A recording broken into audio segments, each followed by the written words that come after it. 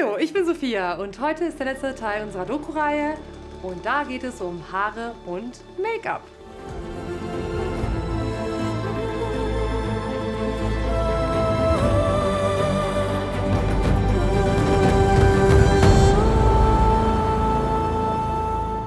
Letztes Mal hatte ich das Glück, meine eigenen Haare benutzen zu können.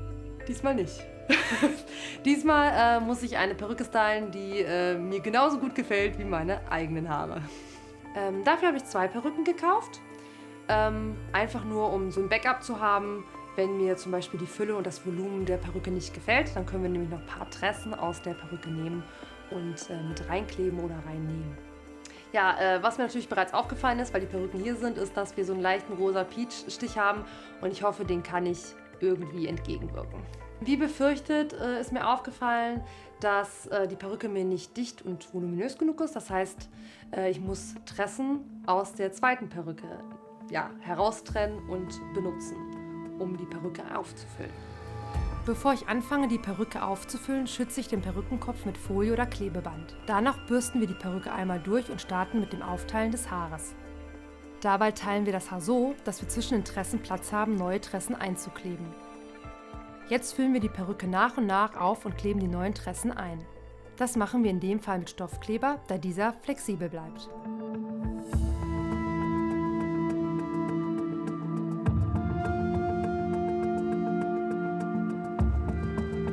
Wir füllen so lang auf, bis uns das Volumen reicht, lassen das Ganze kurz trocknen und bürsten danach die Perücke vorsichtig durch. Danach lackieren wir die Perlen, das sind so kleine Plastikperlen, die ich gefunden habe für Haare. Die sind leider in so Babyfarben, weshalb wir dann ganz improvisiert mit Nagellack drüber kleistern.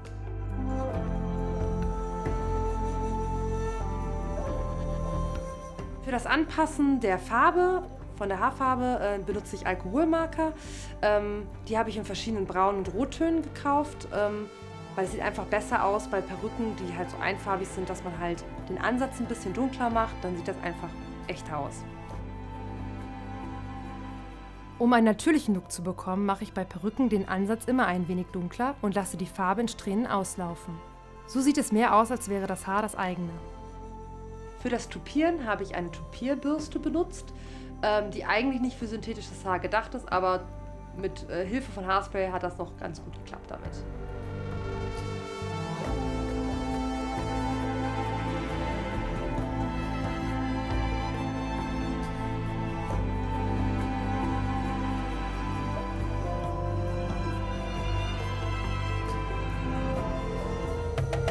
Danach lege ich die ganzen Parts der Perücke, das heißt einmal diesen tupierten Part hier vorne, dann einmal die Zöpfe, die hinten sind und lege dann auch nochmal da dieses blaue Band drum.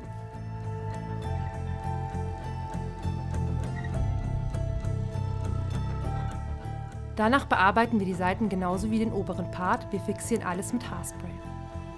Dann flechte ich die Zöpfe, die hier an der Seite sind, wo auch diese Perlen dran sind. Die gehen einmal hier hinter die Ohren, das ist wichtig, weil auch später dann der Fokus kommt. Für die Zöpfe benutze ich kleine dünne Haargummis. Danach fädel ich die Perlen auf das Haar, das kann man mit Hilfe einer Fädelnadel tun oder einer Haarklammer.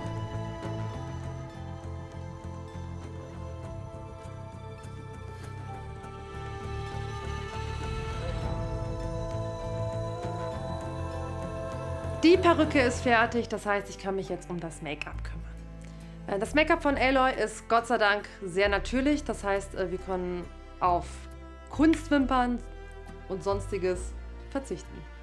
Also bevor ich mich schminke, gucke ich natürlich immer, was sind die wichtigen Parts, wo muss ich meinen Fokus drauf legen. Das heißt, wir haben einmal ihre Augenbrauen, die sind vergleichsweise relativ dick. Dann haben wir einmal die Lippen, die etwas rosiger sind, aber nicht geschminkt. Dann haben wir die Charakterzüge wie ihre Stupsnase, die ich definitiv nicht habe. Als erstes mache ich mein Haar in ein Haarnetz, damit alle Haare aus dem Gesicht sind. Ich grundiere mein Gesicht mit einer Foundation.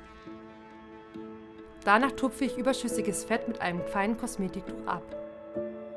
Dann setze ich grob Licht und Schatten mit Concealer und dunklem Puder. Ich analysiere Aloys Gesicht und konturiere besondere Merkmale. Mit hellem Puder blende ich die Schattierungen aus.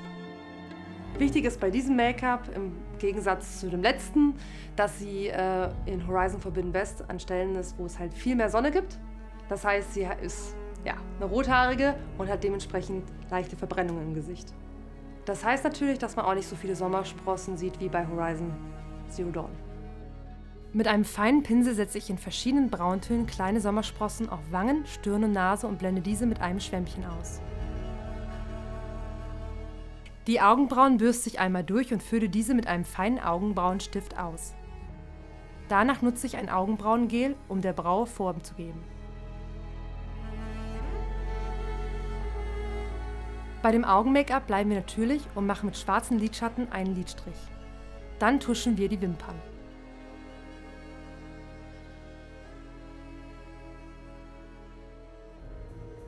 Die Lippen bekommen etwas Röte mit einem natürlichen Lippenstift und Lippenbalsam.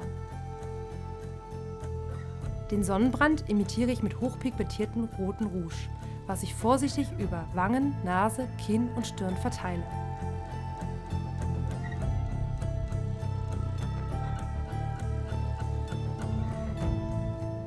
Wenn das Make-up steht, können wir uns nochmal mit der Perücke beschäftigen, weil dort haben wir noch nicht das Netz abgeschnitten. Für mich passt die Haarlinie. Das Netz ist normalerweise noch da, dass man sozusagen die Haarlinie anpassen kann. Das brauche ich Gott sei Dank nicht. Das heißt, ich kann jetzt das Netz abschneiden und mache das so nah wie möglich an der Haarlinie. Sind wir damit fertig, nehmen wir die Perücke und setzen diese auf. Wir stylen diese nun enger an den Kopf und fixieren alles mit Haarspray.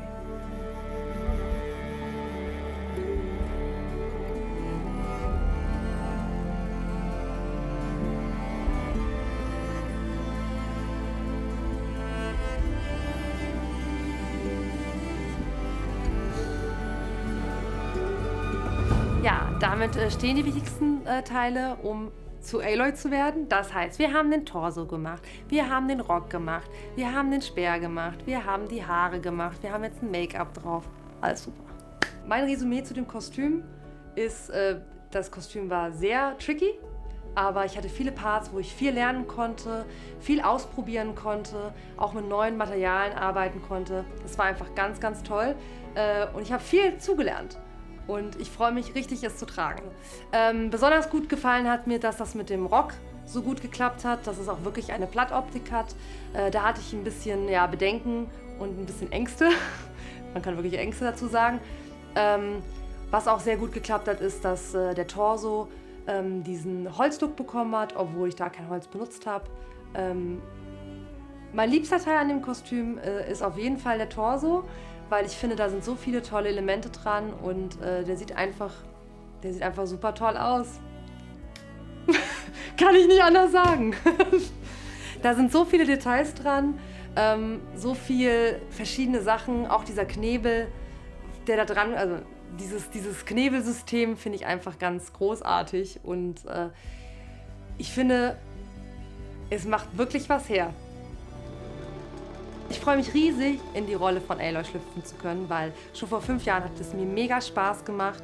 Die ist ein sehr toller Charakter, sehr independent, sehr aufbrausend, einfach ziemlich cool und ich freue mich sehr drauf, wieder Aloy zu sein.